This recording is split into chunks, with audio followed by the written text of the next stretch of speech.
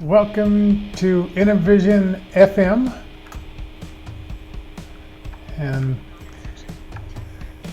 what I'm going to do tonight is I'm going to talk about a book that I read when I was a young guy, and I'm reading again, and I can't really tell you why I'm reading this book again. I don't know, maybe me and my wife were talking about something or another, and she was asking me something, and then I said, something to the reference of Sammy J. Oh yes, I remember a little bit about what it was. I was thinking about when Sammy Davis, right before Sammy Davis died, he pointed to his watch to Altavis and said, when you bury me, I want you to bury me with my watch on. And I was kind of figuring, like, man, they're going to bury you. You're not going to be telling time, in the ground 6 feet under. So why do you want to have some watch on that you will not be using? So that sort of like got me into thinking about this man named Sammy Davis Junior. And so I said, let me read the book again. Let me read the first book, and I'm almost through with the first book, but I want to bring up some stuff about Sammy Davis Junior that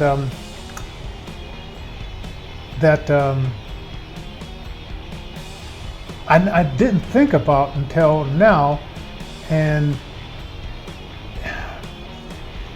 his personality and his what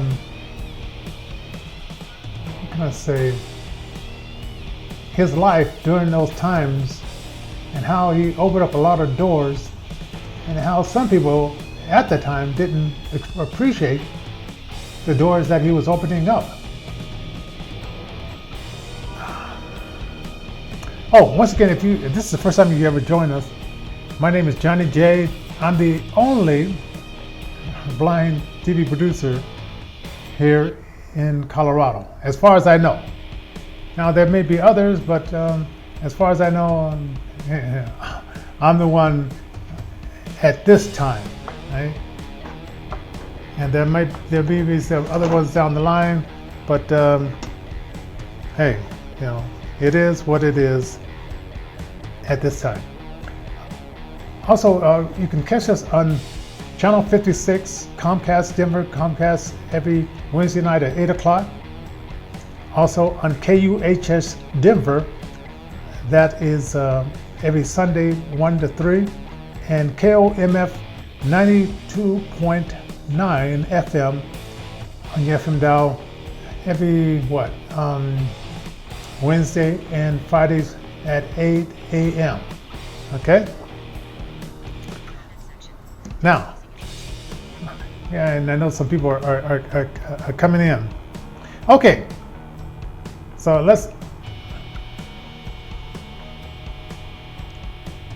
okay. Now, I'm going to start off at the age of 3 years old.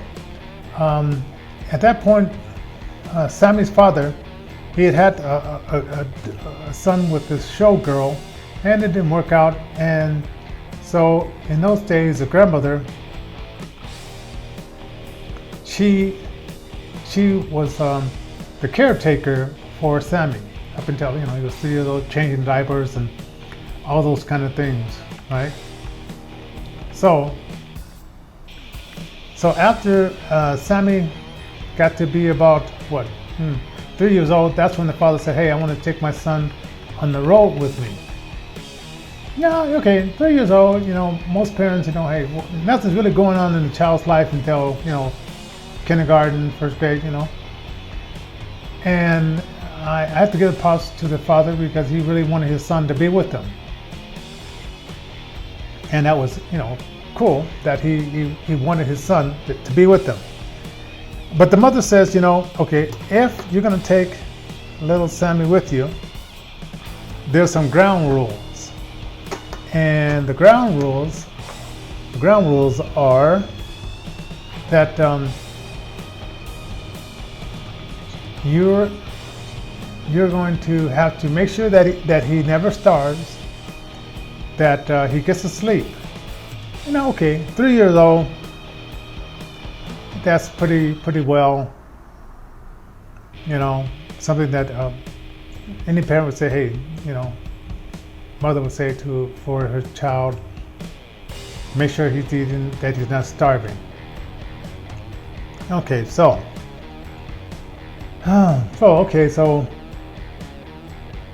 and I'm thinking when I was 3, that's when I started remembering things that were happening and getting a sense of who I was and what was going on around me.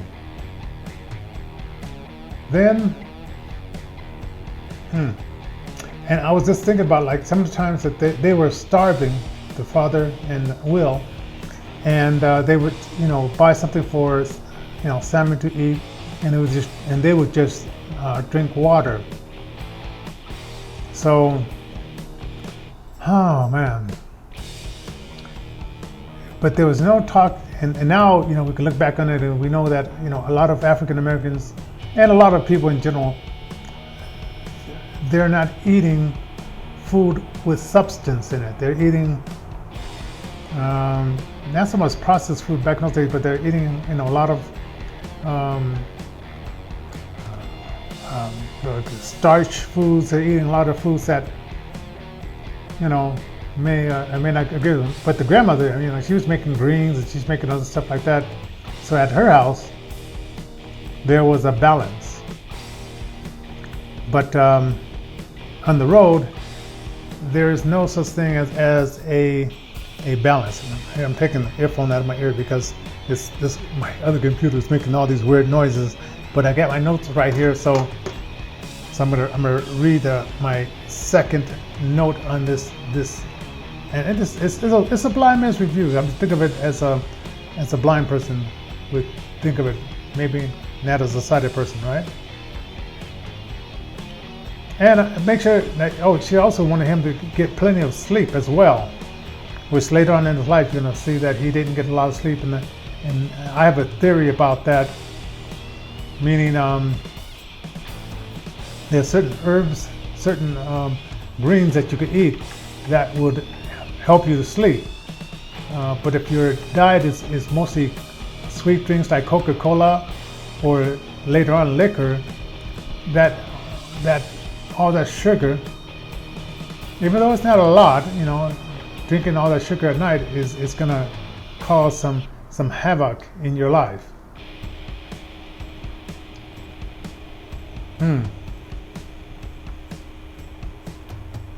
Okay, now this next one is Will Masters and Sammy Davis Senior was teaching the kid show business. Now,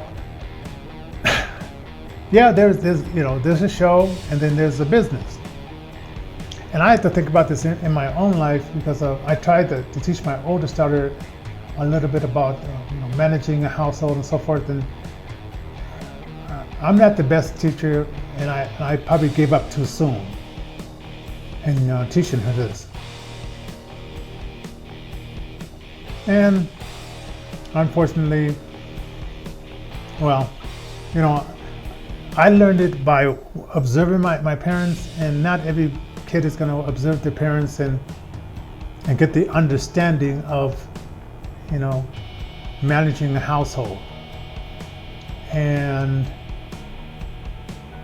so at the age of 8 years old, they were taking him out on the road and so forth, and he was learning the act, and it was a good little gimmick because they had this little midget. He was a midget because he was singing, dancing, and doing funny things on the stage, and it was making them a novelty act.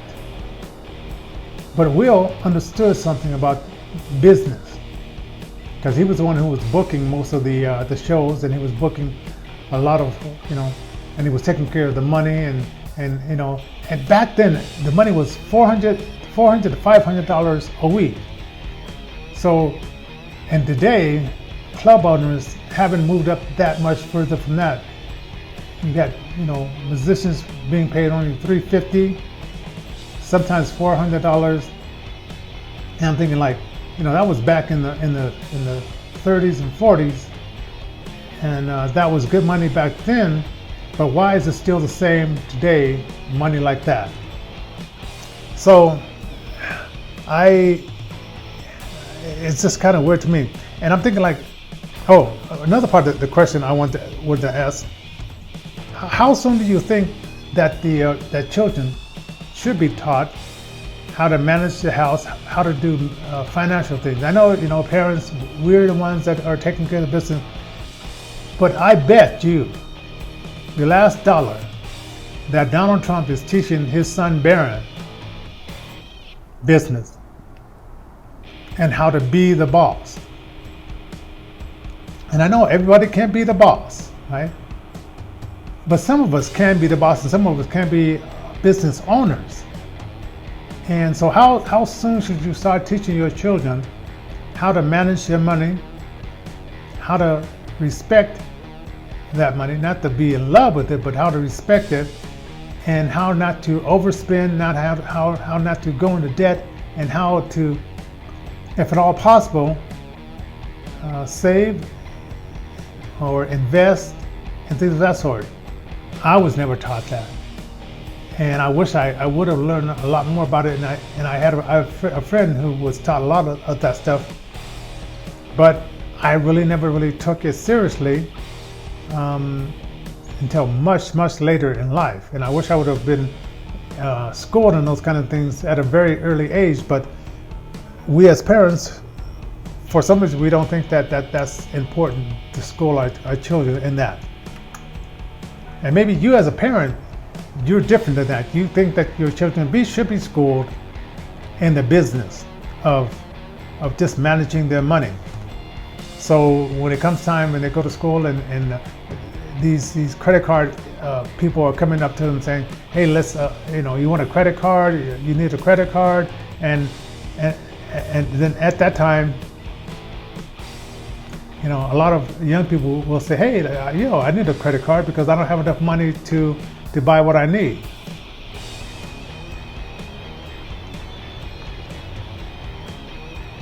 So I think about that, and I don't know if you as a parent, young parent, if the people that are watching, if you're parents at all, do you think about how your parents taught you about finances, or did they just say like my parents, observe what I do? And my mother always told me one thing. She says, pay people back. If you borrow money, especially from your family, always pay family back. And I don't know if I ever told my daughters as much about that as much as my mother put that in my head a lot, about how to always pay back people, especially family. I remember one time this lady, she told me that she needed a car to get to work, and could I help her get a car? Another thing I learned, and it's in Proverbs, don't sign for people, if they can't afford it themselves, say, hey, you get in a position where you can afford it. And each case is each case. And I'm so glad my daughters never asked me to sign for a car or whatever. But I made enough mistakes before they were old enough to ask me to make that kind of mistake. So this lady asked me to help her get a car.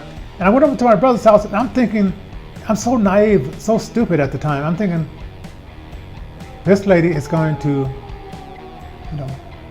get this job, she's going to pay me back, and then I'm going to pay back my brother.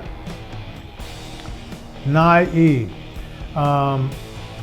She had a job for a while, and then she lost this job. Then I told her about getting a job at the newspaper, delivering papers in the morning. So I would call her at 2:30 in the morning and say, hey, are you up, ready to go to work and do it? I said, I'll even go with you. And she said, oh yeah, I'll get up, and then she would fall back to sleep. And then I started realizing she's not gonna pay me back. And my brother said, you better pay me back. And it was like $2,000. And when we were there talking to my sister-in-law, and my brother came in and said, "Oh, okay," and he loaned me the money. I had no idea that somebody would duke you like this and have no intention of paying you back. And I learned a very important lesson about, how people will say they will do something and not take responsibility of it. But I paid them back $100. I think it's $100 to $200 sometimes. And I paid them back, and I kept the receipts because, I didn't want them to have amnesia and forget that I paid them back, So I still got the receipts now, and I still got the receipts for my ex-wife paying child support, because my brother always says, keep the receipts, because sometimes people have amnesia, and and she didn't say family members, but I just always, if I pay something, I like to keep the receipts for like 7 years and sometimes longer. So let's see. Let me get to the next part. And if you just joined us, you're watching Innovation FM, and my name is Johnny J, and I am talking about the first parts of the story of Yes I Can, the story about Sammy Davis Junior, the late great Sammy Davis Junior. And I suggest that you pick up the book and read it for yourself. If you've never read it before, it talks a lot about America and what it was then, and you can look around and see what America is now. We're a totally different country, totally different atmosphere, and America is trying to live up to those words. We hold these truths to be self-evident, that all men are created equal with indelible rights. Yeah, we're trying to. Now, number 3. Okay, now he's getting to be older, and his mother kept him out of school. Now, I don't know if this is just a thing of poor people, if it's a thing of like black poor people. To me, it's like education. My mother, dad always talk about get your education. And for the grandmother, I mean, I know she cared about her son. She'll say to her son, like, let's play. She'll say to her grandson, let's play this game.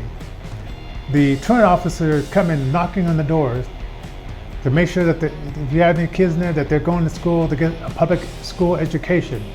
You gotta get them in, teach them how to do factory hours by 8 o'clock to 5 o'clock, because that's just a stepping stone to teaching them how to be factory workers. And but the mother, the grandmother said, let's play a game. Let's just pretend that we don't hear the door, someone knocking on the door. And then even the father, he tried to get little Sammy Davis Junior at the time, a home teacher. And I wondered why, he didn't take the time. I know, they were, out there beating the pavement looking for jobs, and mostly Will Masters was the one who was landing these jobs. So I'm not sure why Sammy Davis Junior didn't say, well, I'm going to teach you as much as I can, sit you down, here, read this book, son, and here, let's practice writing. I'm not that very good at math, son, but I'm going to teach you what I know. Since, because, having, lack of education, it's a hard thing. And so, do you know people, or do you know of people that think that education, reading, writing, doing math is not important in any society? I don't care if you live in the United States or if you live in another country. Especially if you live in another country, you have to learn their language, learn the way of doing math, learn how to write. It's just important in this world to do that. Now, in the other world, who knows what's important there? But it's important in this world to learn that kind of stuff. Oh man, I forgot to do my little shout outs. Let me see, what time it is. I got to do my little shout outs before we go a little bit further. Yeah, we only, it's 21 minutes up to the hour, so let me do my little shout out to people that are watching now. So let's see. John Thompson, thank you for watching. Jeremy Paul Tipton, thank you for watching.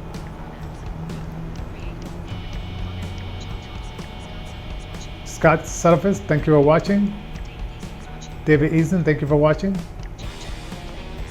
John Avila is watching, thank you for watching. Jeremy Wall. Napoleon, the brother I was talking about, I borrowed that $2,000 from, okay. Craig Acker Williams is watching, okay, and some other people are watching as well. So, yeah, Sammy Davis Junior, interesting character, and let me get to the next part, which is number 4, and probably be my last point on this.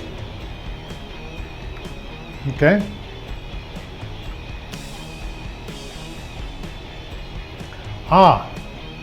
Okay. Now, my brothers, all my brothers, well, I think my 2 brothers went to the Army, and I guess World War II broke out, and Sammy Davis Junior's birthday is on December the 8th. So everybody went down there to go enlist, and he was too young at the time, so he went in a year later for basic training. And